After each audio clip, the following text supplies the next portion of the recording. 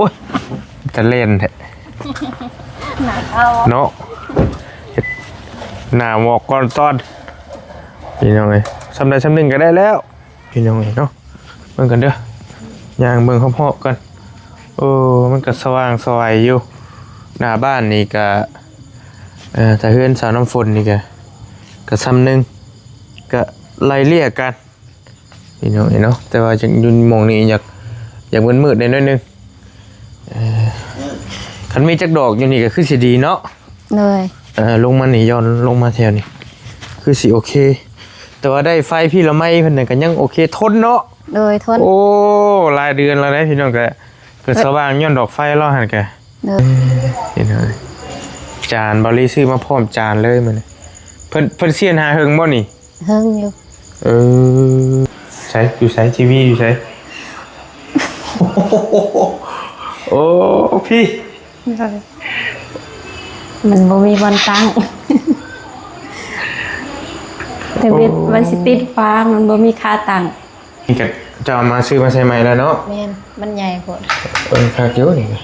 นั่งเห็นดูสิป๊าตกหัวหักก็นอนหักก็นอนเอาพอดีตาเสือกพอดีเพื่อเบิ่งหนังจบสูงนี่ได้ที่ทำไมผู้ว่าเงียนบางสิมันก็อยากสูงโพ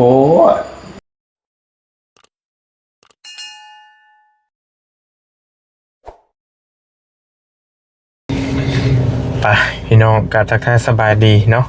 สบายดีและสวัสดีย่ำบรรยากาศตอนแรงๆเด้อพี่น้องเด้อวัสุขุสุคนเนาะเอาเปิดภาพมาคือสีมืดหูมืดตาแน่นนึงเด้อพี่น้องเด้อออลี่เดินทางเขามาหาสาวเตวก่อนพี่น้องเนาะพอดีตอนแรกสิกลับเมื่อแล้วแหละกำลังสิกลับเมื่อบ้านแหละเลื่อนไปเห็นอันน่ะเราเอาสร้างมาติดทีวีมาดำเนินการเรื่องทีวีให้และบอลลี่ก็เลยทักหาแล้วนอนระบว่าสันระบอกว่ายังอยู่เลยบอลลี่ก็เลยถือโอกาสมาอัปเดตทีวีให้เมย์จะดีเพิ่นเบิ่งแล้วก็ให้พี่น้องเพิ่นเบิ่งเป็นน้ำกันตอนแรงๆพอดีเลยพี่น้องเนาะตอนพอดีมันเห็นทีวีแบบแจ้งๆเลยเนาะเห็นเราติดทีวีเรียบร้อยแล้วเพราะว่าทีวีบอลลี่เป็นคนซื้อมาให้เลยพี่น้องก็ถามข่าวอยู่ว่าคือบทติดทีวียังให้เล่าเลยบอลลี่ว่าสันเพราะว่ามื้อนั้นบอลลี่มาพาน้องบ่ค่ำมาหันเพิ่นมาดำเนินไฟฟ้าแล้วมันก็ค่ำแน่แล้วก็อีกอย่างทีวีนี่ก็ทางน้องบ่ค่ำเพิ่นบ่ค่อยถนัดปานใดการหาสัญญาณหั่นนะแต่บอลลี่ก็เลยให้สเตลว่าเราพอรู้จักไผที่เพิ่นติดทีวีเป็นก็ให้เรานำมาให้เพิ่นติดให้เนาะพี่น้องเนาะก็ถือว่าเราติดสำเร็จสมบูรณ์เรียบร้อยแล้วกับสิมาเบิ่งไฟฟ้าเฮาตื่มเลยว่าเป็นจังใดเนาะพี่น้องเนาะก็มาถามข่าวแล้วนี่แหละตอนนี้สเตลเฮาก็กำลังเป็นกระแสอยู่กระแสลบที่เรามันมีปากเสียงกันกับไอ้ตู้น้องน้ำฝนคือเห็นนั่นแหละพี่น้องไอ้กะบ่มีหยังดอกเนาะมันเป็นคนอยู่ใกล้กันมันหากมีแล้วแนวใดแนวหนึ่งกะมันผิดผิดใจกันก็ให้อภัยกันพี่น้องการให้อภัยดีที่สุดเนาะบ่มีหยังดีไปกว่าการให้อภัยนะเมตตากันพี่น้องเนาะพยาบาทกันไปก็เท่านั้นแหละบ่มีหยังดีขึ้นเนาะว่าสั่นป่ะเข้าไปหาแล้วก่อนย้ำคำย้ำแรงพี่น้องเป็นจะได้เนาะอยู่2คนแม่ลูกเราได้เราก็ได้โดยมาโอ้ยก็ได้โอ้ยจะเล่นแท้หนาเอาเนาะหน้าหมอกก่อนตอนพี่น้องสำใดสำหนึ่งก็ได้แล้วประโยคเขาก็ได้ดอกแค่นี้ฮะพอแล้วได้แล้วบอกว่าบริตุยวันนั้นเราก็ได้จอยได้ดีนี่โอ้ออกกำลังกายขึ้นนี่ฮะมาแต่วันนับเพกสเตลหนีบไม่เนี่ยนอนแล้วบ่นอนแล้วใครอยู่สินะนอนแล้วชิว่ากันสะดวกสบายนี่มาคำก็ดีอย่างนึงมาคำเพิ่นนอนเนาะคุยกันง่ายนี่วันนี้เพิ่นไม่ได้นอนเว้นนี่เจ้าเสียงดังมัดมือโอเคเอาเบิ่งเด้อพี่น้องปิดไฟกันพับเบิ่งไฟฟ้าแล้วก็เนาะมันก็โอเคเลยพี่น้องเนาะเบิ่งกันเด้อย่างเบิ่งพร้อมๆกันมันก็สว่างสวยอยู่หน้าบ้านนี่ก็ถ้าเฮือนสาวน้ำฝนนี่ก็ซ้ำหนึ่งก็ไล่เลี่ยกันพี่น้องเนาะแต่ว่าจังอยู่หม่องนี้อยากมืดๆหน่อยนึง คันมีจักดอกอยู่นี่ก็คือสิดีเนาะ เลย ลงมานี่ย้อนลงมาแถวนี้คือสิโอเคแต่ว่าได้ไฟพี่ละไม้เพิ่นน่ะก็ยังโอเคทนเนาะ เลยทน โอ้หลายเดือนแล้วนะพี่น้องก็เกิดสว่างย้อนดอกไฟรอหั่นแก เลยแล้วฟ้าเรือมเพิ่นก็หมอดเลยเพิ่นย่าน อันนั้นหั่นบ่ เลยหมอดเอง ก็ย่านฟ้าเหลื่อมคือกันเพิ่นก็เนาะ เลย ถ้าได้จักดอกมาติดอยู่นี่ก็คือสิบ่เลยคิดว่าน่าสิสว่างอยู่โอเคอยู่ ดอกไฟอยู่กระตูบมีอยู่ ฮะ ดอกไฟมีอยู่อยู่กระตูบ ดอกไฟอยู่กระตูบติ เลย แต่ว่าเขาก็ต้องติดแถวนี้แหละเพื่อกันฝนเนี่ยอันที่ติดแกอันที่ติดอยู่พี่ก็บ่ได้เปียกกะเบิ่งก่อนทำนี่ก็โอเคละมันมีไฟมันก่อนเด้อมันมีไฟตัวนี้อยู่ข้างหลังอยู่ก็ธรรมดาอยู่หั่นเด้แจ้งอยู่นี่ก็ได้ข่าวแต่ว่าถ้าบ่มีตัวนี้เลยนี่เรียบร้อยแล้วนี่มืดตื้อๆพี่น้องเอ้ย ไกลปานยังมืด โอเคอยู่เพราะว่าเฮือนก็มันถาวรละเด้เราก็ได้แน่นหนาแล้วบ่มีหยังเป็นตาย่านแล้วคันว่าอยู่นี่ยังเกเขาเจ้ากระโดดเขานี่ก็ยังได้นะโอเคปะ เลย มาเบิ่งก่อนเรียบร้อยบ่ทีวีเฮา เลย โอ้โอเค หามุมลงบ่ได้ หามุมลงบ่ได้ แม่น หามุมนี่คือหาสัญญาณบ่ หาสัญญาณแน่แล้วก็บ่มีบนติดแน่ อันหาหม่องติดนี่บ่หายากบ่ เลย อยู่พี่จานเพิ่นพี่เธอเลออยู่พี่คืออยู่ต่ำเนี่ยมันก็ได้อยู่บ่สัญญาณได้อยู่บ่ เห็นเลยจานบริซื้อมาพร้อมจานเลยมันเพิ่นเสียนหาเฮิงบ่นี่ เฮิงอยู่ ประมาณ3ชั่วโมงได้ 3 ชั่วโมง ไผมาติดให้ จางยาวแล้วก็โมเพิ่น โอ้ไอ้ช่างยาวเฮาบ่ เลย โอ้โคเราก็ติดเป็นเนาะพี่น้องเนาะ 3คน บ่ได้ไปเยี่ยมเราแต่เฮิงเลยไผเด้บัดนี่โอเคพี่น้องพอดีไอ้อาจเพิ่นโทรมาหน่อยนึงเพราะเรื่องเจาะน้ำบืดมาต่อใช้เจ้าติดอยู่ใช่เพิ่นกันเด้อดูสิใส่เด้ชาวแตวติด ติดอยู่นี่แหละ เสียงดังยันบักคำตื่นพี่น้องใช้อยู่ใช้ทีวีอยู่ใช้โอ้พี่ มันบ่มีบอลตั้งแต่เวทมันสิติดฟ้ามันบ่มีค่าตั้ง เดี๋ยวเหมือนกันเด้ออยู่ในอยู่มัน เขาจะติดใหม่ให้ ไอ้แสบเนาะ เอาไว้สิวางเทิงตู้เย็นกุดตู้เย็นกันหน่อย ปะอยู่ทางเข่าเลยมันบนล้นทับหัวแขกมาเพื่อนนี่กันเลย คนติดอยู่ที่เลย เพิ่นว่าติดไว้ก่อนกะลามีตู้ตั้งเทิงตู้ ปุ้มกระเจ้งคักอยู่เด้พี่น้องนี่เนาะเบิ่งกันเด้อแต่เฮาเบิ่งน้ำกล้องนี่มันก็บ่แจ้งไปไหนแต่ว่าเบิ่งนี่ก็โอเคอยู่ เอาเสียงลงบ่ บ่ได้แล้วบ่เป็นหยังโอ้นอนเบิ่งก็เลยรับเลย นอนเบิ่งทีวีรับเลยบัดนี้กับลูกตีลูกอะเป็นแงงเรียบร้อยละพี่น้องตู้เย็นใหญ่มานี้บัดนี้เนาะ เลยเขาจะจัดให้ใหม่เลย เสียงดังเพิ่นได้อยู่บ่ได้เป็นได้บ่ ได้อยู่ อันนี้ก็จะเอามาซื้อมาใช้ใหม่แล้วเนาะ แม่นมันใหญ่โพด คักเยอะนี่ หาซื้อกันช็อตบ่มีจ้ะ กันช็อตบ่มีติ บ่ คือยาก ทำทัวร์มาตลาดตรงเห็นเขาเจ้าบอกให้ไปเซโน อยู่เชโน่พุ่นมี โน่น คอยว่าสิถามอยู่นึกว่าซื้อได้แล้วซะดอก หมดแล้วไป3มื้อหมดแล้ว จ่ายค่าสร้าง600,000แล้วก็ให้ลูก100,000นึง ค่าสร้าง600,000 เลย ให้ลูก100,000ลูกบ่รู้ว่าไผ ลูกคน ลูกคนโต เจ้าให้น้ำอาช่างบ่ เลย อันเพิ่นติดนี่600,000บ่นี่นะเรื่องจะได้ ตั้งให้เพิ่นก็ละมีอิหยังผิดพลาดก็สิ เพิ่นก็บ่ได้เว้าบ่เป็นน้ำใจเจ้าให้เองสิบ่ เลย บัดหน้าเฮาสิใส่ให้เพิ่นมาติดกันช็อตให้ โ เราติดเป็นบ่ เป็น ไอ้ช่างบ่ โดยเวลาถ้ามีเงินก่อนซื้อมา มีบ่ละเงินตัวนี้ มีอยู่400,000 ปาแล้วจ้อยบ่พอบัดนี้เนาะพี่มะนาวพี่ก็ได้ชัดเจนบัดนี้แม่งไม่ลายเนาะนี่เนาะ โดย แล้วดอกไฟบ่ได้กระพริบกระพับแล้วว่า บ่ เพราะว่าเบาคำติดเห็ด2ดอกบัดนี้น้ำห้องจะด้วยสับบัดนี้มืดบ่ ก็บ่ได้มื้อ บ่ได้มืดแล้วมันบ่มีดอกไฟมันก็มืดเลย ก็เห็นอยู่ บ่อันดอกไฟอยู่ใช้จะใช้อยู่ห้อง ก็มีตลอดนี่ ห้องน้ำเด้ บ่ได้ใช้บ่เป็นหยัง นั่งเห็นดูสิป๊าตก หัวหักก็นอนหักก็นอนเอา พอดีตาเสือกพอดีเพื่อเบิ่งหนังจบ สูงอ่ะ สูงนี่ได้มีทำไมครูว่าเงียนเบิ่งสิมันก็อยากสูงโพส่วนโตแล้วว่าคือบ่ติดไปแถวนี้ มันบ่มีวันตั้งอันนั้นยังว่าตั้งแซ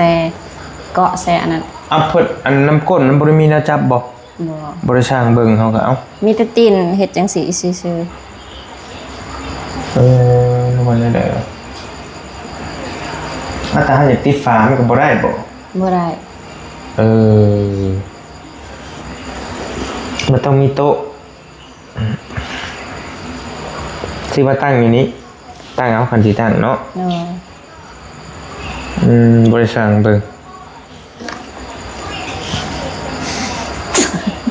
เนียนเบ่ ต้องเงียน ต้องเงียนเบิ่งสูงดีอีพี่น้องไงต้องเงียนเบิ่งสิเทเลอร์สิอันเสียงได้ซ้ำนี่บ่ บ่ดัง ใช้รีโมทมันมาลองดู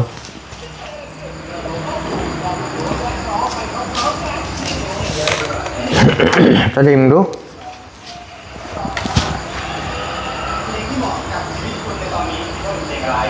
ติด เพราะว่า โอ้ยังบ่ทันพอครึ่งทำเนาะโอ้มันกระดังมันกระสูงเกิดอยู่แล้วมันกระดังเกิดอยู่หั่นน่ะ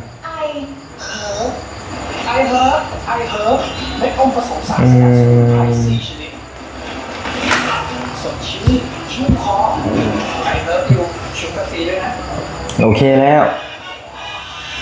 พ่อบ่เหงาเนาะ เลย บอนน้ำผมอยู่นี่กับลูกพี่น้องโอเคอยู่ไหน ส่วนหลายสิมักเบิ่งเพลงรายการเพลงกับเขาจับครู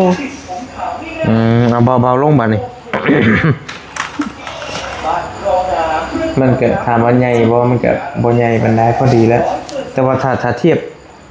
กับแต่ก่อนนี่ใหญ่แท้นี่พี่น้องเอ้ยตัวทีวีนี่ แต่ก่อนทำมีแต่ขาวดำซื่อๆกันซ้ำนี่โอ้ถือว่าใหญ่แล้วได้เบิ่งทีวีซ้ำนี่รุ่นเบาลียังน้อยไปเบิ่งน้ำเฮือนเขาเจ้าโอ้เห็นซ้ำนี่ถือว่าสุดละทีวี ซองปองเบิ่ง แม่น ทีวีจอเบนตะกี้มันมีแต่ขาวดำใช่ไหมทีวีบ่ไหวหรอกสะแตว เจ็บคอ คัดคอแม่น นอนเบิ่งแม่ ตาเสือกเลยคือคอยเว่านี่แหละ เพื่อเบิ่งหนังจบ กดเอา บ่ไหวคันเป็นไปได้นี่มาไว้นี้นี่ เลย มีโต๊ะอะนะมันสิ ชีวิตหันว่าเสียไว้นี้ก็เลยมันยากแน่ คือนี่สิเหมาะสมกว่าข่อยว่านี่ข้างตู้เย็นนี่คือน้ำเพื่อนบริซื้อโต๊ะมาหลายตั้งพอจะเป็นต้องซื้อก็ได้นะเฮาอันเฮ็ดเอาก็ได้โต๊ะสำใดสำหนึ่งหั้นนะแต่มันก็บ่ปลอดภัยกับเด็กน้อยซื่อแล้ว ยันเพิ่นไป เพิ่นดึงน้ำหมุนอันนี้แต่ว่าไว้นี่มันก็ปลอดภัยอย่างคือเด็กน้อยบ่เทิงอันนี้โอเคไปอย่างอยู่ก็ได้อยู่นอนเบิ่งเนาะนอนเบิ่งก็เป็นเลือดตายเบิ่งก็โอเคอยู่แต่ว่าถ้าแขกคนมานั่งเนี่ยมันก็สิแบบนี้แหละนี่คือบริเนียนเบิ่งสิเด้โอเคพี่น้องเงียนดีโดได้สุด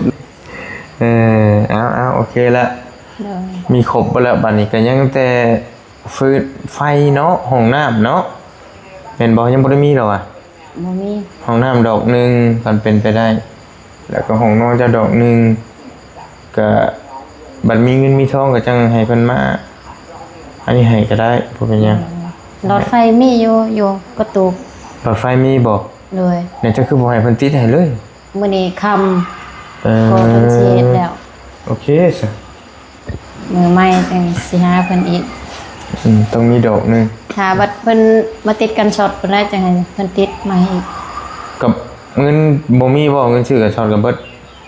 มีอยู่แต่มันบ่จุบ ฮะ มันบ่พอ มันก็ซ้ำบ่มีแล้วมี400,000สิบ่ เลย เออ ไปซื้อนมให้ลูกแม่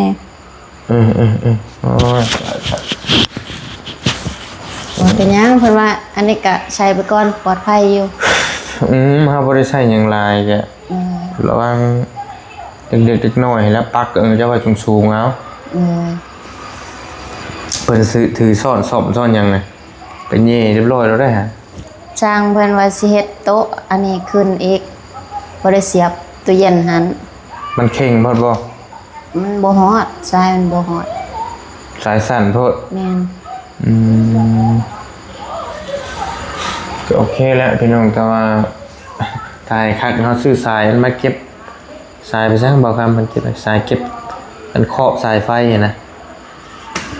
อันนี้มันก็อยากยุ่มยะหน่อยนึงตอนนี้ยังคักอยู่พลุงพลังอยู่ปุ๊ อันนี้ใครแน่เพิ่นจัดให้ อันนี้มีกิฟหนีบข้างนี้แล้วนี่ วันนี้เพิ่นหนีบให้เรียบร้อยเพิ่นว่าคือว่าอายุอาญะอยู่ เออ ก็จะเลยดึงให้ เพราะว่านี่บ่ตัวสายไม่นี่บ่ แม่น เฝ้าในเฮากับมือไหนวะ มันคำเนาะ มันคำในบ่คำกับถ้าว่า มันบ่นั่นเราเฮ็ดให้โอ้ยละเอียดกว่านี้เอาน้ำมันอีกบ่เห็นเท่าสายไฟเออ คำแน่ ยังไม่พี่น้องเนาะ หลาย โอ้ฝนตกบ่อยู่พี่เมื่อคืน ตกน้ำในซองพุยซองกระทัง ตกน้ำแล้ว2พุ้ยพุ เรียนแล้วเฮาบ่มีคนไปซื้อน้ำให้ เออโอเคซื้อน้ำมันน้ำกินแล้วนี่บ่ แม่น เอากินน้ำหลังคาเนี่ยปะนี่ฮะฮะ กินไปก่อนมันเป็นหยังกิน แต่ก็ต้องกินใช่ไหม กินน้ำสาง น้ำสั่ง อ๋อกินน้ำซื้อโดนนฝากเขาเจ้าเทื่อนึง อืมมันก็โอเคแล้วบัดนี้ มีวัตถุกอย่างมียังสีเฮาบ่มีน้ำมือน้ำซานบัดนี้ มีหมดแล้ว เบิดแล้วบัดนี้เนาะ ด้วย ตู้เย็น เรียนก็มี โทรทัศน์พัดลม มีแล้ว พัดลมมีตัวเดียวนี่บ่ แม่นเลยบุญชื่อให้ แก๊สก็ยังมีเป็นอย่างนี้เนาะ มีครบหมดแล้ว มีครบแล้วบัดนี้โอเคแล้ว ด้วย ก็น่าจะให้มันคักแน่ดีรอถ้ามีเงินมีทองก็ตีเพดานบอกจังว่ากัน บ่ใส่ ฮะ ได้แล้วสิได้เงิน ติดว่าพูดว่าถ้าเฮาอยากได้อีหลีได้ อืม มันก็จำเป็นอยู่ได้สเตลไว้แต่ว่าคันเฮาบ่เคยใช้บ่เคยนั้นมันก็นอนก็โอเคอยู่ซั่นนี่ก็ ใช่แล้วเฮามักลงๆจังซี่ แต่ว่าถ้าเจ้าติดเพดานเฮือนจะคือต่ำเลยได้บัด แม่น ต่ำเขาเลยนะ อันนี้เฮาแนมไปมันลงนี่ หรือว่าถ้านี่ว่าพื้นอนาคตเจ้าเองดอกไปตีในห้องเจ้าก็ได้แต่ติดอืม ติดโอเคแล้วพี่น้องโอเคสงบโดยดีแบบนี้เนาะยังแต่เรือหาเงินทองใส่แล้วเนาะที่เฮ็ดได้วางแผนไว้เฮ็ดได้แบบนี้ จักแล้วตกยามให้ยามหน้าเฮ็ดได้ก็เฮ็ดนำเฮา เฮ็ดหน้าบ่ ด้วย จะไปเฮ็ดน้ำไผ รับจ้างเอา พอตู้เราก็บ่มาเลยเนาะ ด้วย แล้วจ้อยเลย เมื่อคืนนี้น้องบอกให้ข้อยไปหาอยู่ก็ไปแห่งอยากไป ไปหาพอตู้นะ แม่นเพิ่นว่าฟันเห็น4คืน5คืนแล้วว่าให้เอื้อยไปเบิ่งให้แน่พอเป็นจังได๋ผมก็เลยว่าเอื้อยไปยากแน่ร้านหน่อยก็บ่สบายแน่ก็บอกเพิ่น น้องชายเจ้าหั่นบ่ แม่น พันเห็น4-5คืนแหละ แม่น เราอยู่ในบ้านนี่บ่เดี๋ยวนี้ฮะ อยู่หน้าพุ่นแล้ว อืม พักบุญแต่ละเทื่อคือว่าไปเห็นเพิ่นเข้ามา เนาะ เจ็บป่วยไปจักติ ก็อยากไปหาอยู่ ไกลบ่กันไป ไปไกลอยู่ อยู่หน้าดงหน้าป่าเพิ่นนะผมชงอยู่ชงผัวเมียหั่นบ่ แม่น คือคนเก่าหั่นติ คนเก่าหั่นแหละ เออเออ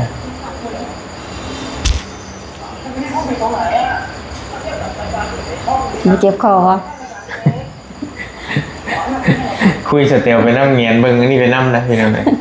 เออ คนก็ยังเงินเบิ่ง 2 วัน 31กระเจ็มแต่อยู่แต่ว่าเสียสูงโพด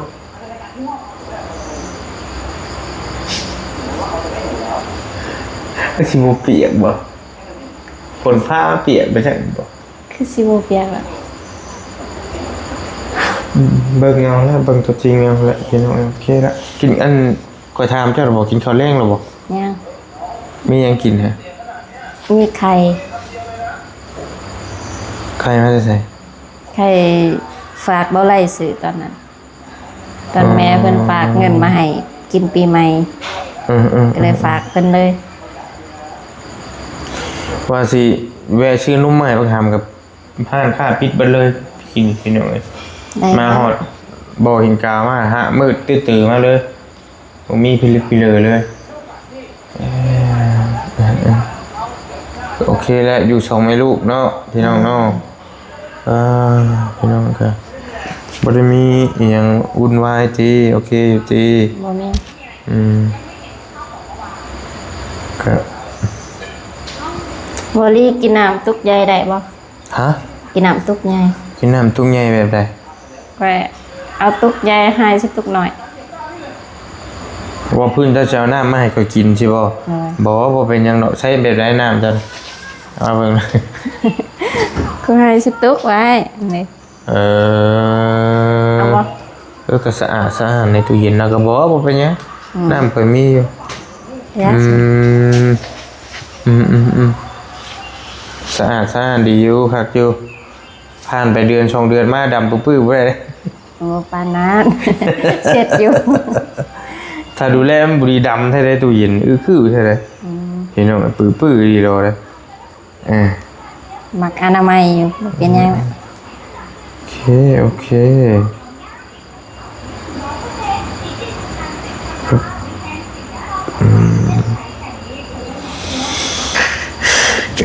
อยู่บ่ได้มีหยังเนาะบุญไหว้เนาะสแตลเนาะ เลย มันไผมาหาแน่มื้อนี้มีคนมาหาอยู่บ่ บ่มีแต่สร้างเพิ่นมาเฮ็ดอันนั้น อืม ก็เสร็จบอกแต่เช้า เพราะว่าว่างบ่มื้อนี้มาติดอันอิหยังสวิตช์ไฟมาให้แน่บอกว่าท่านเฮิงมาแล้ว อืม ถือว่าเพิ่นใส่ใจนะ อันยาวเนาะ เลย มีสั่งเนี่ยเราอยู่ของเก่าบ่ แม่น บ่ได้มีโอกาสบ่ได้ไปเยี่ยมเรา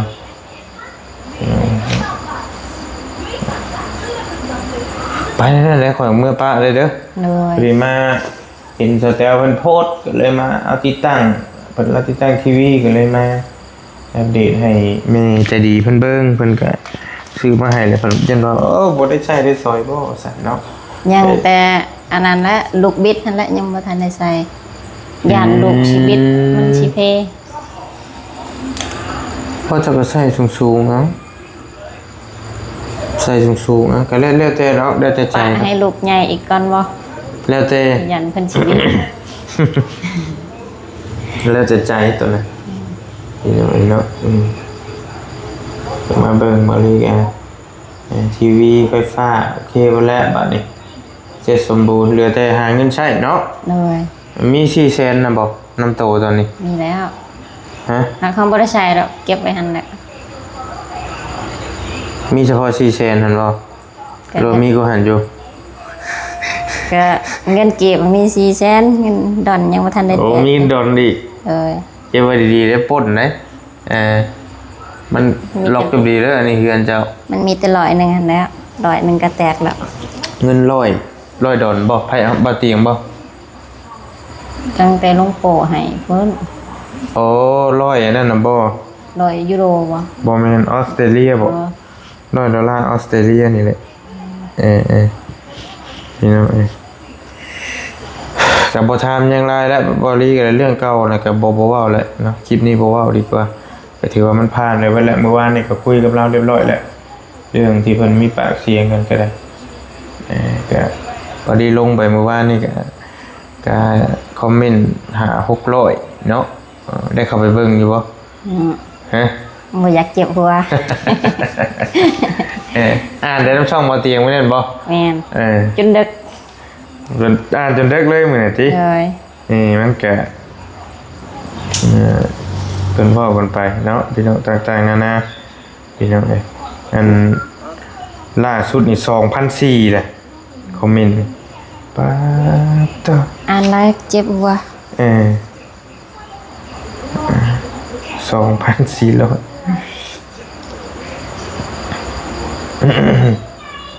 แกพี่น้องเขาไปอ่านเบิ่งเนาะเป็นจะได้ก็ได้เอาโอเคโทรทัศน์นี่เบิ่ง YouTube บ่ได้เนาะเบิ่ง YouTube คือสิบ่ได้เนาะบ่มั่นใจว่ะตัวนี้เบิ่ง YouTube ได้บ่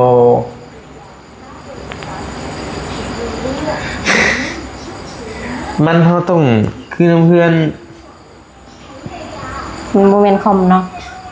คือน้ำเพื่อนบ่เตียงหั่นได้เพิ่นเชื่อมเขาก็ Wi-Fi เลยมี Wi-Fi เฮาติด Wi-Fi ต่างหากได้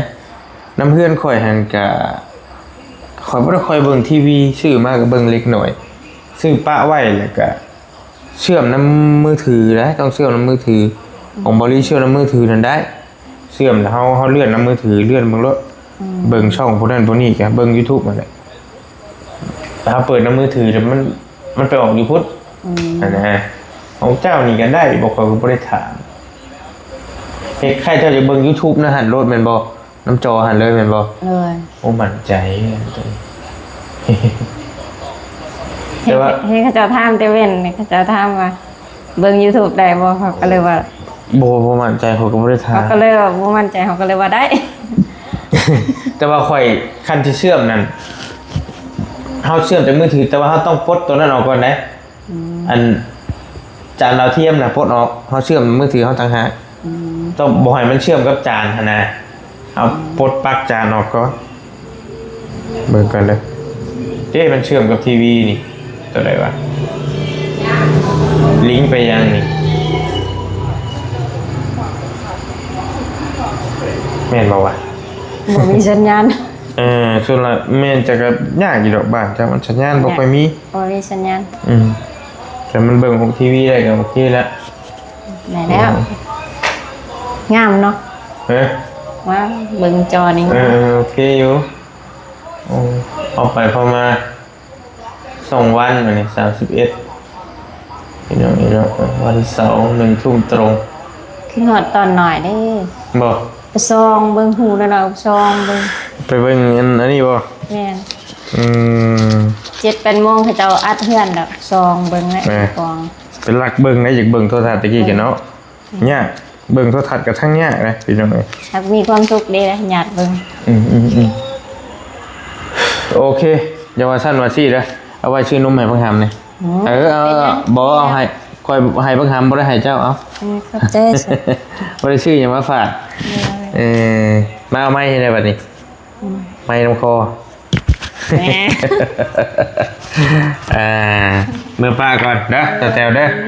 เดินแล้วจังว่าไปเราเพื่อนหลกซ่านจนดีนะเนาะมีมาเฮาอยู่บ่มีมาเนาะเห็นผู้บ่าวโดดก็มาหาแล้วก็แห้งไงโอเคพี่น้องมันก็เวลามีหยังดอกมันแจ้งสว่างสวัยอยู่เป็นซานแล้วก็ได้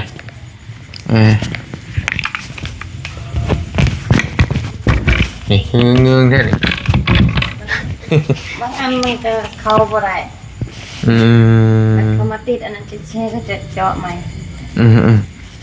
จะบอกเป็นยังดอกพี่น้องเอ้ยล็อกข้างในแล้วล็อกข้างในหมดเลยปลอดภัยกลัวกระตุกเป็น100 เท่า1,000 เท่าเนาะโอเคชุ่มเย็น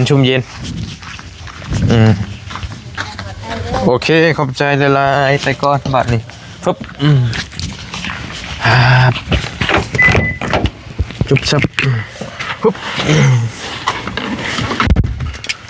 โอเคนะพี่น้องบอลลี่ขอตัวเดินทางก่อนบัดนี้เนาะขออนุญาตขออนุญาตเนาะพี่น้องจบคลิปปิดคลิปไว้เพียงสำนี้ก่อนขอมกขอบใจขอบุญขอบคุณในไลน์พ่อแม่พี่น้องบัดชุกุทุกคนที่ติดตามเนาะทางช่องบอลลี่แล้วก็ติดตามเคสสาวแตวโดยตลอดมาพี่น้องเนาะช่วงนี้เพิ่นก็มีดราม่าในน้อยนึงก็บ่เป็นหยังพี่น้องเนาะให้มันผ่านพ้นไปได้ด้วยดีให้เป็นบทเรียนราคาแพงเนาะมันผิดพลาดไปแล้วก็ปรับปรุงแก้ไขใหม่เฮาก็ได้บ่เป็นหยังแล้วก็ขอมกขอบใจขอบุญขอบคุณผู้ใหญ่ใจดีเนาะที่เพิ่นซอยสาวแตวซื้อทีวีมาให้ทางเมย์จะดีเพิ่นสิเพิ่นซอยน้องกลมเจาะน้ำแล้วก็เมย์เพิ่นซอยไปหลายๆเคสเนาะก็ถือว่ามื้อนี้เพิ่นติดทีวีเรียบร้อยแล้วก็มาอัปเดตให้เมย์เพิ่นเบิ่งเนาะขอมกขอบใจหลายๆให้เมย์อยู่ดีมีเฮงให้โชคให้มานให้ร่ำให้รวยเฮงๆปังๆสุขภาพเข้มแข็งอยู่ดีมีเฮงเนาะเป็นโฮมเป็นเงาเบิ่งลูกเบิ่งหลานเบิ่งผู้ทุกข์ผู้ยากต่อไปเด้อสาธุสำหรับคลิปนี้บอลลี่ไปก่อนแล้วอยู่ดีมีเฮงขอโตเมื่อก่อนมืดตื้อๆพี่น้องสบายดีบ๊ายบายเจอกันพี่น้องเลย